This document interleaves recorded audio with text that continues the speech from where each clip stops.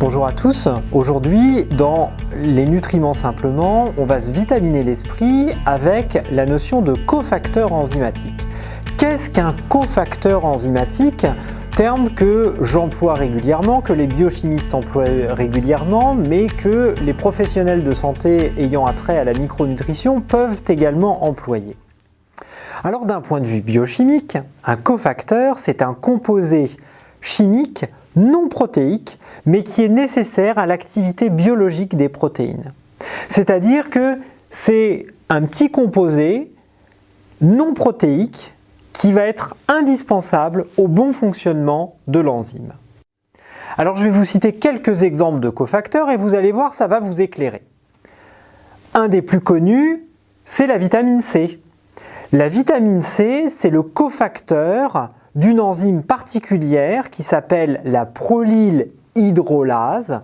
Et la prolylhydrolase, vous ne connaissez pas son nom, c'est normal.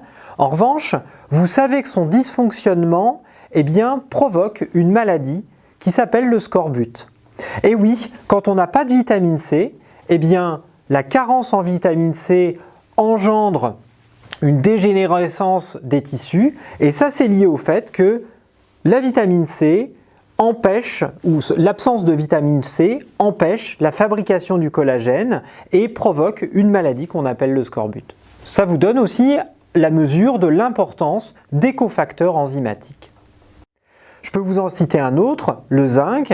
Le zinc intervient dans plein de fonctions métaboliques, mais il est aussi le cofacteur d'une enzyme qui s'appelle l'anhydrase carbonique. Là encore une fois, quasiment aucune chance pour que vous connaissiez cette enzyme, et pourtant elle intervient dans la régulation de l'équilibre acide-base. Elle est très présente au niveau des globules rouges, au niveau du rein, et elle va permettre justement les conversions entre carbonate et CO2 et permettre l'élimination d'un certain nombre de composés acides de l'organisme.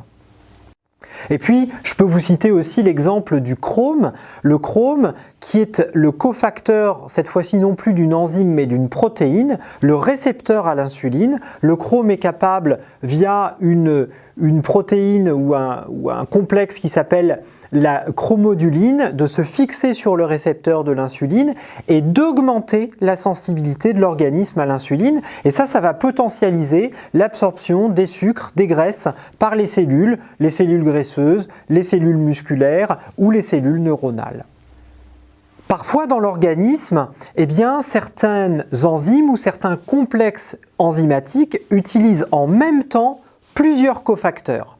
Allez, je vous cite un exemple d'une enzyme ou d'un complexe enzymatique qui intervient à un gros carrefour métabolique qui s'appelle la pyruvate déshydrogénase. C'est à la jonction entre le cycle de Krebs et la glycolyse. Ça, c'est un petit clin d'œil pour tous ceux qui, comme moi, adorent la biochimie. Et à ce gros carrefour métabolique qui est indispensable pour fabriquer de l'énergie au niveau cellulaire, on n'a pas moins de 6 cofacteurs qui sont utilisés.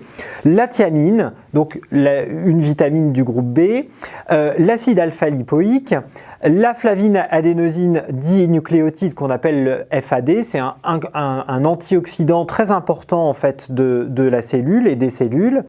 La nicotinamide adénine dinucléotide qui est un dérivé de la vitamine B3 qu'on appelle aussi le NAD+, gros cofacteur aussi très présent dans les cellules, le coenzyme A et enfin un cation métallique qui n'est autre que le magnésium. Donc vous voyez 6 cofacteurs pour ce gros complexe enzymatique.